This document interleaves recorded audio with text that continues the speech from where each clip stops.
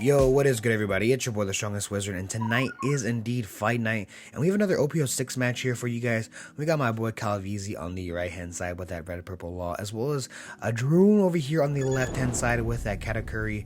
Now, this is actually kind of a very interesting matchup because we haven't seen red-purple law really come out of the woodwork since its release, and with the brand new set, we actually got quite a few tools for this deck. Unfortunately, it's not as many tools as we get in EB01 as well as OP07, but my man Calvizi is gonna try and make it work here. Let's see if we can take down one of the most menacing leaders in the OP06 format. Of course, it's Katakuri.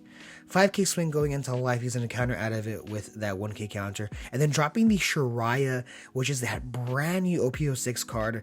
He's a blocker as well as an attacker that copies your opponent's leader attack power, and it's really good.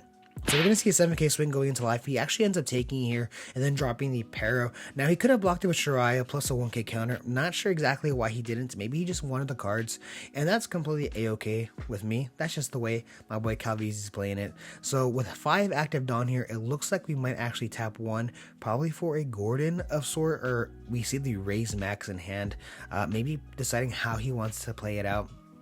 Now this is still Katakuri, so you do have to be very careful how you play this out. It's actually pretty huge, and I do think red purple law is a really good deck right now. It just unfortunately doesn't have a ton of tools. We get some new shiny toys, but we don't get all the shiny toys. So we see a 5k swing going into life. He does end up taking it, no trigger, which is really huge. I feel like every yellow card in Katakuri right now has a trigger, so kind of nuts.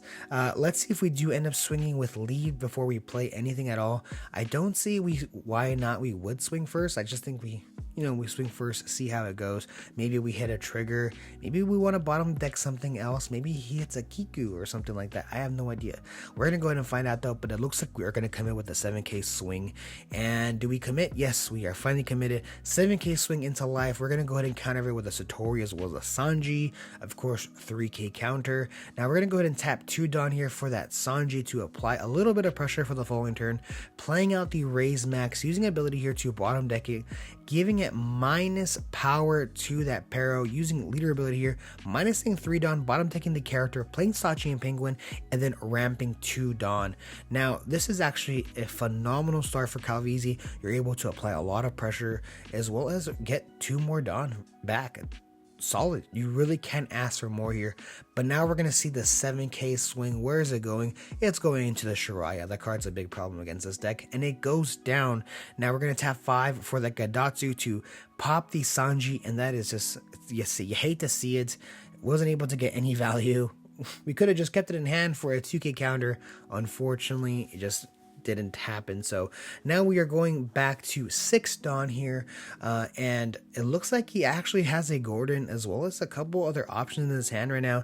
So this is actually looking pretty nice here if you're Calvizi, if you're of course a red purple law fan. We're gonna go ahead and start things off here with a 7k swing into life. He's gonna actually take it, and we see no trigger once again. It honestly surprises me every time. So it looks like we're going to go ahead and tap 3 Dawn here for a Zoro, swinging 5k into life. Do we see a counter? We have the Bayesian hand. I'm assuming he's not sure if he wants to let it go. He ends up taking it, getting another Gadatsu. Of course, that's just a 1k, no trigger. Another 5k swing into life. We end up pitching the Gadatsu, tapping 1 for the Gordon ability here to once again minusing the power of this Gadatsu. Ability here, minusing 3 Dawn, bottom decking it, and what do we see in replace of it? Another Sachi and Penguin. My man Calvizi is seeing all his pieces that he exactly needs. Now, I don't have to remind you, this deck has practically no searcher, so the fact that he's able to find all his pieces is actually kind of nuts.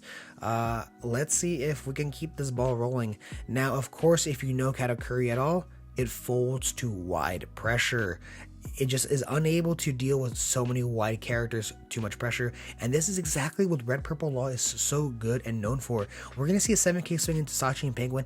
It does go down. Unfortunately, the defense is pretty weak here, and now we see the menacing 7 cost Big Mom. Now Calvizi has to make a choice, and we're taking a life. We're going to go ahead and pitch the Shariah. Now I hate to say it, but that Shariah would have been real nice in your hand right now, but it looks like he just top decked one, which is I mean, my man's on fire because he just did. He just top deck one. And now Druin only has 4 cards in hand, 5 cards in hand. We see a 7k swing. We're going to see the 3k counter. We see another 7k swing. He's going to go ahead and take it. Once again, no trigger. 5k swing into life. We see the pudding here coming down as a counter. And now we see the blocker coming down. And now are we going to actually use the ability to cheat out a blocker or possibly another character on the board? Honestly, if you're going this wide, I don't see why not. Next turn you'll be at 4 Dawn. It's not the worst, honestly.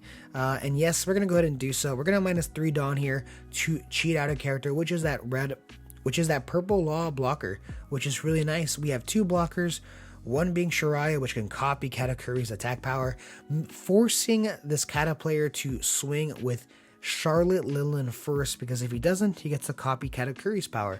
So really making a big deal here, making a stance on a really good defensive line against this Katakuri. Let's see exactly how he wants to move, and we're gonna start things off with the 7 cost Big Mom. Once again, we gotta make a decision, man. Are we trashing a life? Or are we giving a life? At this point, Calvizi has to let a life go. He has to get rid of a life. He has too many bodies on the board to be afraid. And yes, we see the Gordon being trashed. And now we're going to probably see an AK swing. Yeah, AK swing into that Zoro actually, and it does go down, and we're gonna see a 9k swing into the Sachi and Penguin, and then of course that does go down, and we're gonna pass the turn. We only have 1 life if you're the Katakuri player. Actually, we have 1 life on both sides. Let's see who's gonna go ahead and take this. There's no real reason why we go for that Lin, so we're gonna swinging 7k into life, no trigger once again. And it looks like we might see a 7k swing once again. Yes, 7k swing going into life. We have the counter. Yes, we do. 3k counter. Does he have the counter for the 7k swing? No, he does not. He has 2 brick cards, and Calvizi does end up taking it. Thank you guys so much for checking out this channel as well as this video. I really do appreciate it, and stay tuned because I have a ton of new OP06 content coming out soon. See ya!